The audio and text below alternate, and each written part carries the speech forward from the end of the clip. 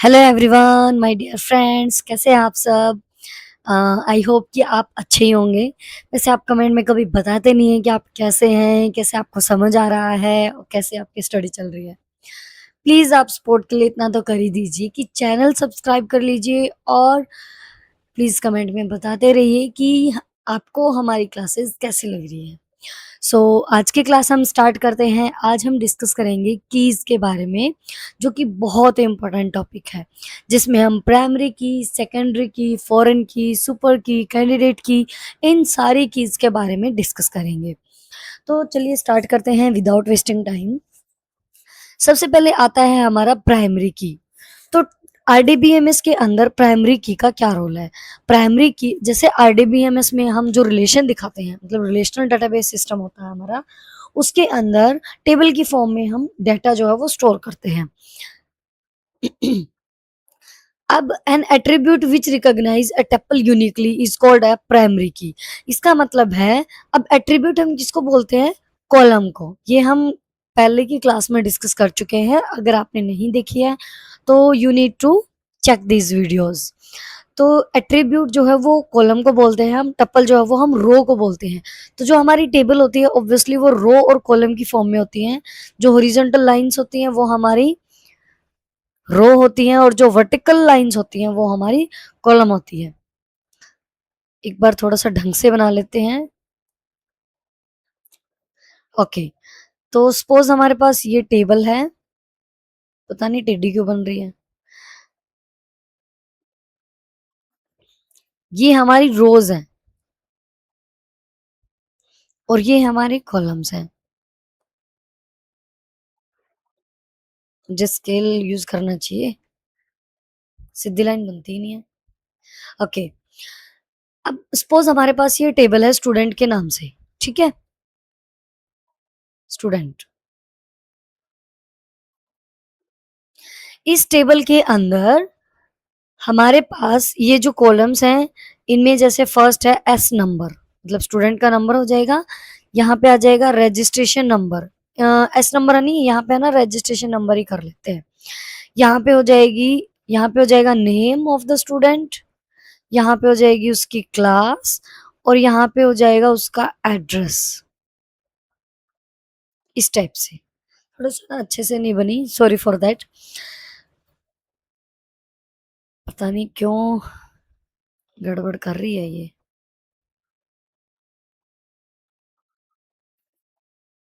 यहाँ पे नेम है। ओके, यहाँ पे रजिस्ट्रेशन नंबर, यहाँ पे नेम, यहाँ पे क्लास और यहाँ पे एड्रेस। सपोज यहाँ पे रजिस्ट्रेशन नंबर है 101, 102 और 103। यहाँ पे नेम है सपोज मोहित, अजय और यहाँ पे है हमारे पास कोई भी नाम ले लेते हैं जैसे सन्नी।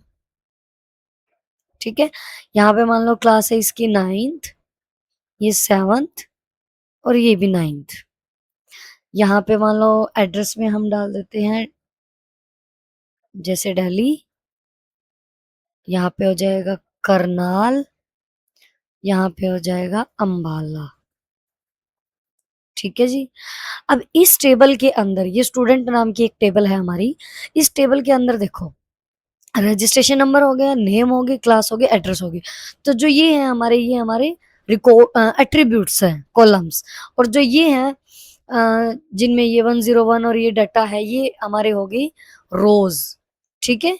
ये हॉरिजॉन्टल लाइन होगी हमारी रोज़, जिनको हम टप्पल भी बोलते हैं। तो एट्रीब्यूट जो कि एक टप्पल को या रो को रिकॉग्नाइज करता है यूनिकली, उसको हम प्राइमरी की बोलते हैं। मतलब ऐसी की जिसके अंदर कोई भी डुप्लीकेट डाटा ना हो, रिडंडेंसी ना हो। अब रिडंडेंसी का मतलब है रिपीटेशन ना हो। ठीक है, तो रिपीटेशन ना हो, रिडंडेंसी ना हो, उसको यूनिक हो, वो होती है हमारी प्राइमरी की। उसको हम प्राइमरी की बोलते हैं। ठीक है, अब इसके अंदर प्राइमरी की कौन सी हो सकती है? जैसे यहाँ पे मैंने सिर्फ वैसे तो 3 ही नाम लिए हैं। सपोज हमारे पास है ना एक और रो हो गई यहाँ पे और इसके अंदर भी एड्रेस जो है वो मैंने डाल दिया 104 यहाँ पे मैंने एक और अजय नाम का लड़का डाल दिया, और यहाँ पे मैंने 8th क्लास डाल दी, और यहाँ पे मैंने दिल्ली डाल दिया। ठीक है, अब ये देखो कि कौन सी ऐसी कॉलम है जिसके अंदर कोई भी रिपीटेशन नहीं हो रही है। रजिस्ट्रेशन नंबर हो गया, नेम देखो नेम रिपीट हो रहे हैं, अजय अजय।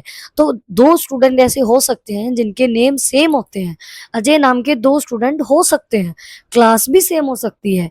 कई स्टूडेंट ऐसे हो सकते हैं जिनकी क्लास सेम है। अब जैसे यहाँ पे जो सेम है वो मोहित है, 9th क्लास का लड़का है, सनी है वो भी 9th क्लास का लड़का है, तो इसमें भी 9th जो है वो रिपीट हो रही है, तो ये भी हमारी प्राइमरी की नहीं है। एड्रेस भी रिपीट हो सकता है कि काफ़ी जो स्टूडेंट्स हैं वो सेम सिटी से आ सकते हैं, तो यहाँ पे मैंने सिटी जैसे दिल्ली हो गया, ये रिपीट हो रहा है, तो ये भी हमारा रिडंडेंसी में जाएगा, ये भी हमारा यूनिक नहीं है। तो नेम भी नहीं हो सकता, क्लास भी नहीं हो सकता, एड्रेस भी नहीं हो सकता। ये जो तीनों चीज़ें हैं ये हमारी प्राइमरी की नहीं हो सकती, क्योंकि इनके अंदर जो डाटा है वो रिपीट हो रहा है। अब बचा हमारा रजिस्ट्रेशन नंबर, किसी भी स्टूडेंट का रजिस्ट्रेशन नंबर सेम नहीं हो सकता, तो जो रजिस्ट्रेशन नेम है यहाँ पे वो क्या हो जाएगा हमारा प्राइमरी की। ठीक है, यहाँ पे देखो हर स्टूडेंट का जो रजिस्ट्रेशन नंबर है वो डिफरेंट है, 101, 102, 103, 104। अगर और भी काफी सारे स्टूडेंट्स हैं तो उनका भी रजिस्ट्रेशन नंबर सेम नहीं होगा, हर स्टूडेंट का रजिस्ट्रेशन नंबर वो डिफरेंट होगा। ठीक है, तो यहाँ पे हम ये कह सकते हैं कि जो हमारा रिलेशन होता है या टेबल होती है उसके अंदर जो भी डाटा मतलब जो भी हमारी की जो है वो यूनिक होगी या यूनिकली आइडेंटिफाई की जाएगी उसको हम बोलेंगे प्राइमरी की। Primary key can have more than one attribute. एक प्राइमरी की के अंदर एक से ज्यादा एट्रीब्यूट हो सकते हैं। एक से ज्यादा एट्रीब्यूट का मतलब एक से ज्यादा कॉलम हो सकते हैं। अब मान लो इस टेबल के अंदर तो सिर्फ एक ही एट्रीब्यूट ऐसा है जो यूनिक है, वो है रजिस्ट्रेशन नंबर। बट सपोज करो हमारे पास एक और एट्रीब्यूट है, ठीक है, एक और एट्रीब्यूट है जिसको हम यूनिकली रिकॉग्नाइज करेंगे।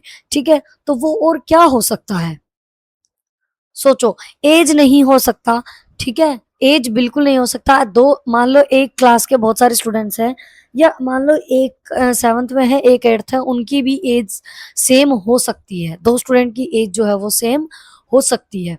तो मान लो एक ऐसा हम ले जिसके अंदर दो या दो से ज्यादा रजिस्ट्रेशन नंबर हो गया, स्टूडेंट आईडी हो गई।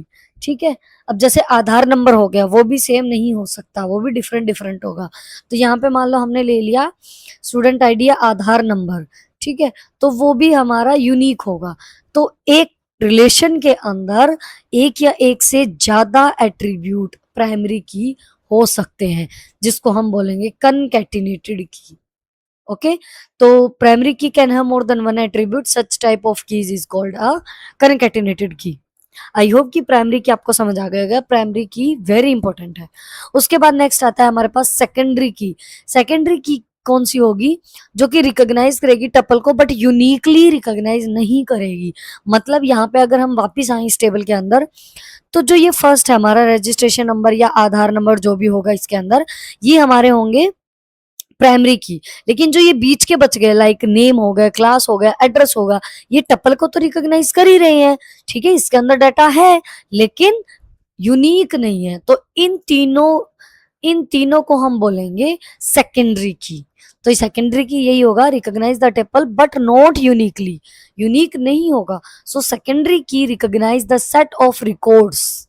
तो इसलिए सेकेंडरी की क्या रिकॉग्नाइज करती है, रिकॉर्ड्स का सेट या टपल्स या हम रो कह सकते हैं, तीनों इसके ही नाम है।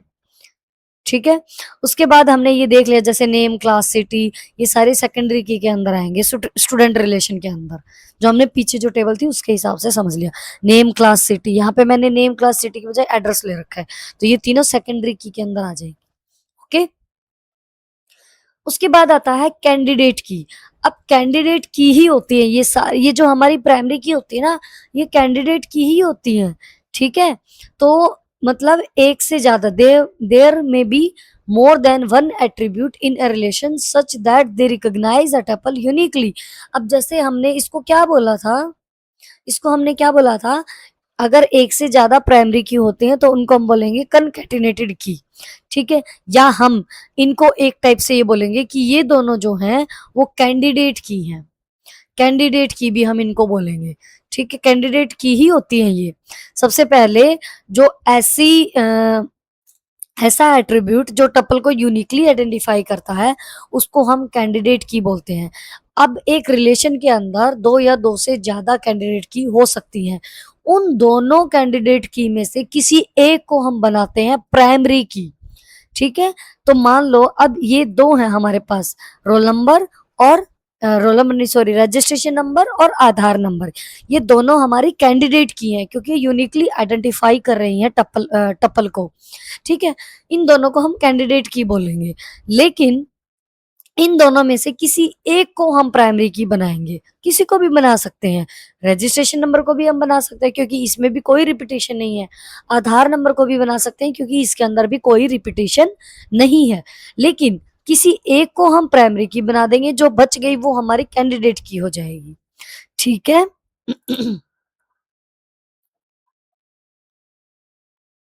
तो कैंडिडेट की में क्या हो जाएगा, स्टूडेंट रिलेशन के अंदर स्टूडेंट आईडी या रजिस्ट्रेशन नंबर जो है वो कैंडिडेट की हो जाएंगी।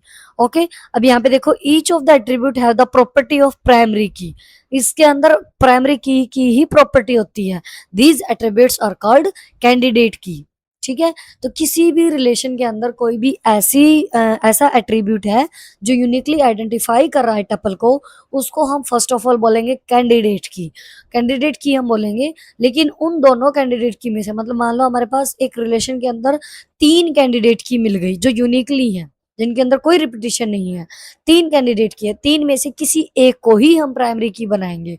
जो बाकी दो बच गई उनको हम बोलेंगे कैंडिडेट की। ठीक है, क्योंकि वो यूनिकली आइडेंटिफाई कर रही हैं। ठीक है, उनके अलावा जो बच गए, जो यूनिक नहीं आइडेंटिफाई कर रहे हैं, उनको हम बोलेंगे सेकेंडरी की। ठीक है, तो ये तीनों समझ आ गई,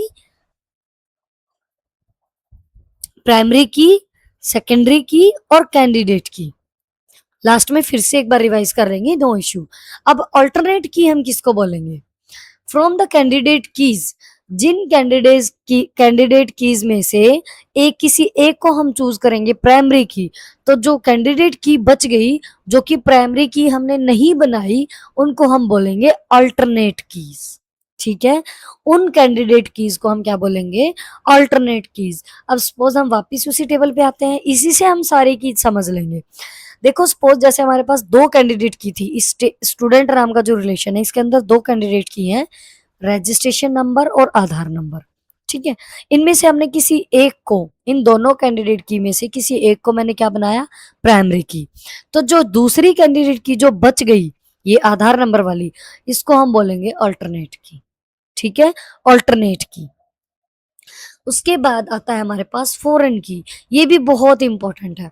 फॉरेन की जो होता है वो एक मतलब एट्रीब्यूट कॉम्बिनेशन हम बोलेंगे, जो कि एक रिलेशन के अंदर प्राइमरी की होती है, लेकिन वही प्राइमरी की दूसरी जो रिलेशन है उसके अंदर फॉरेन की का काम करती है। अब इसके लिए ना हम एक दूसरा रिलेशन ले लेते हैं, क्योंकि इसके लिए हमें ना दो रिलेशन की जरूरत पड़ेगी। सपोज हमारे पास एक ये वाली रिलेशन है, मतलब टेबल है, इसके अंदर ये जो हमारा रिलेशन है ये एम्प्लॉय के नाम से है। ठीक है, तो स्टार्टिंग में हमने ले लिया एम्प्लॉय का नंबर। ठीक है, उसके बाद हमने ले लिया नेम, उसके बाद हमने ले लिया एम्प्लॉय की एज, और एक और ले लेते हैं हम नंबर, डिपार्टमेंट नंबर, मतलब जो वो एम्प्लॉय वो किस डिपार्टमेंट में काम कर रहा है उसका नंबर। ठीक है, और इसके अंदर हम डाटा फिल कर देते हैं, सपोज एम्प्लॉय नंबर 1 2 3 4 इस टाइप से।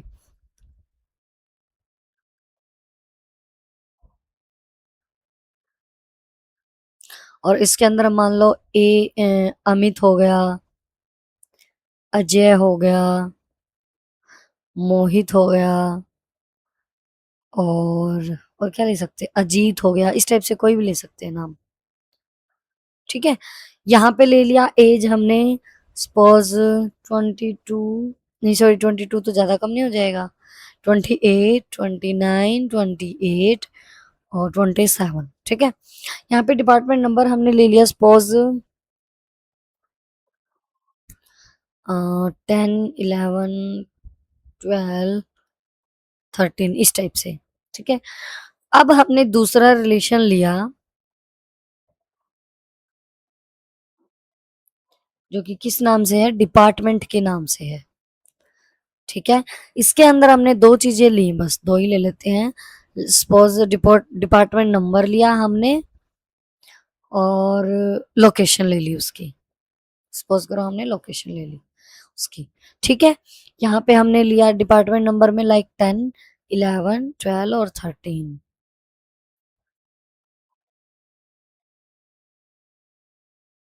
अब लोकेशन में मान लो हमने ले लिया दिल्ली, कोलकाता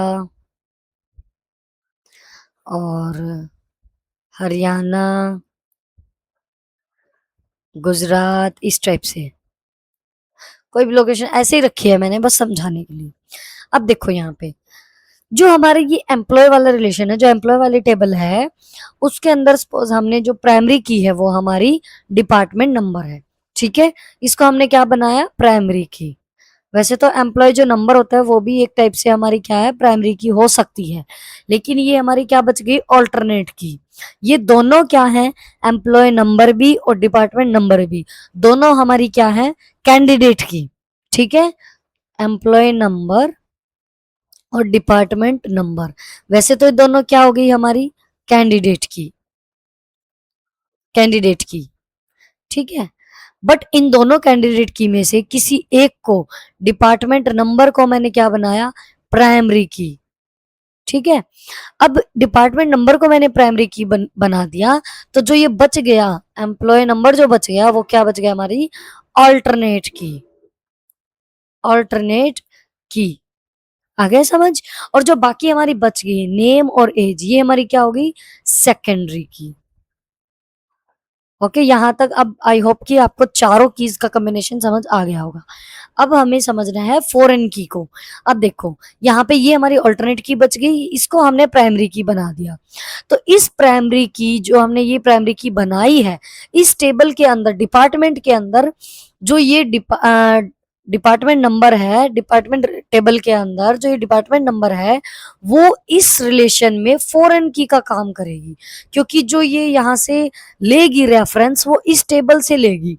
मान लो मुझे अजय नाम का जो एम्प्लॉय है, अजय नाम का जो एम्प्लॉय है उसकी लोकेशन फाइंड आउट करनी है। ठीक है, तो उसका डिपार्टमेंट नंबर क्या है, 11। तो ये रेफरेंस कहाँ से ले रहा है, 11 रेफरेंस यहाँ से ले रहा है। अजय, अजय जो है 11 है और उसकी जो कोलकाता है उसकी लोकेशन है। ठीक है, या मैं इसको ऐसे समझाने की कोशिश करूं कि गुजरात जो है, ऐसा कौन सा एम्प्लॉय है जिसकी लोकेशन गुजरात है। ठीक है, 13 नंबर का जो डिपार्टमेंट नंबर है उसके अंदर, उसके अंदर 13 हमने ले लिया और इसकी जो रेफरेंस है वो कहाँ से पता चलेगी हमें, अजीत के मतलब अजीत जो है नेम है उस एम्प्लॉय का। ठीक है, मतलब उल्टा भी हम समझ सकते हैं। मेरे कहने का मतलब बस ये है कि जो ये प्राइमरी की है ना, इस टेबल के अंदर जो प्राइमरी की है वो इस डिपार्टमेंट टेबल के अंदर फॉरेन की का काम कर रही है। ठीक है, जो कि इस टेबल से रेफरेंस लेगी। ओके, ये होता है फॉरेन की का काम।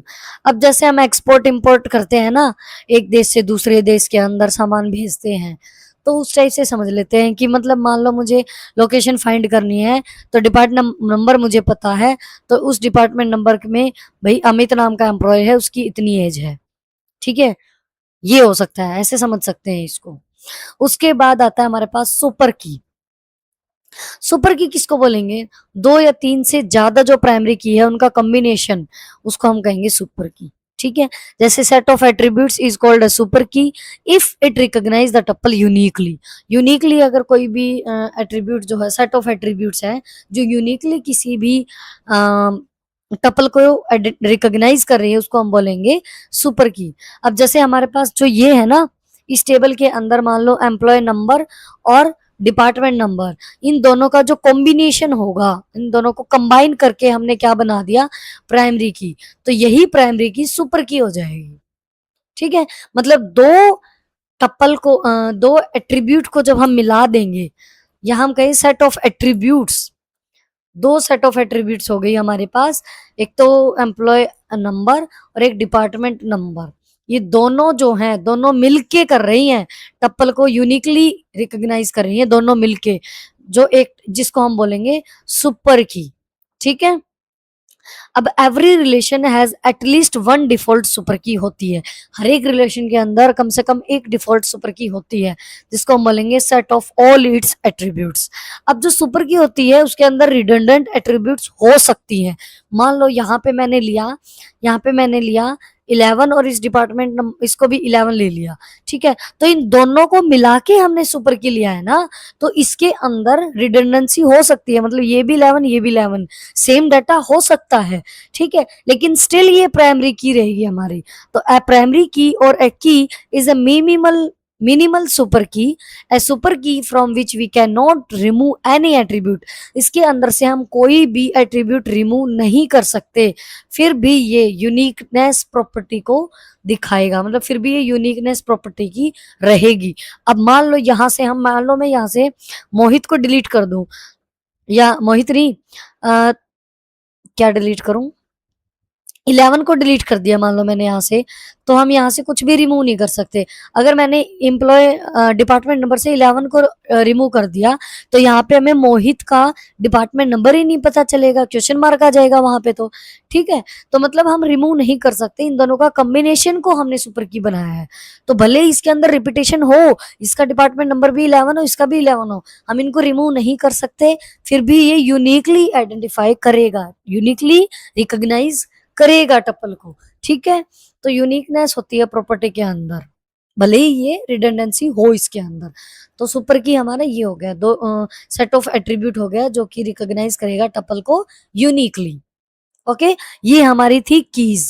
आई होप कि आपको समझ आई होंगी। उसके बाद हमारे पास एक छोटा सा कंसेप्ट है कि डीबीएमएस और आरडीबीएमएस के बीच में डिफरेंस समझ लेते हैं।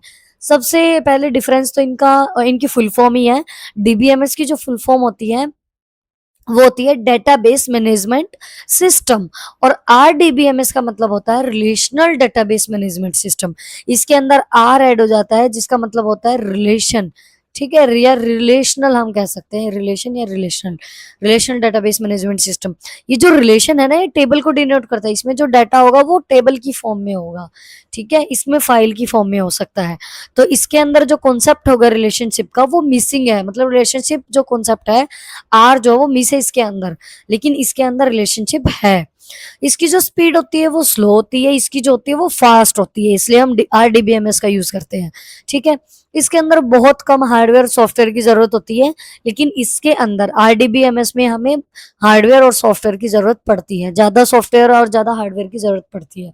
ठीक है, इसमें जो फैसिलिटीज होते हैं या यूटिलिटीज होती है वो लिमिटेड होती हैं, इसके अंदर बहुत सारी फैसिलिटीज होती हैं और बहुत सारी यूटिलिटीज होती हैं। इसके अंदर नॉर्मली डीओएस जो डिस्क ऑपरेटिंग सिस्टम होता है वो प्लेटफॉर्म यूज हो जाता है, लेकिन इसके अंदर डीओएस हो गया, यूनिक्स हो गई, विंडोज हो गई, ये सारे प्लेटफॉर्म जो है वो यूज होते हैं। सिंपल सिंपल मैंने पॉइंट्स ले रखे हैं, आई डोंट थिंक कि आपको समझ नहीं आएंगे।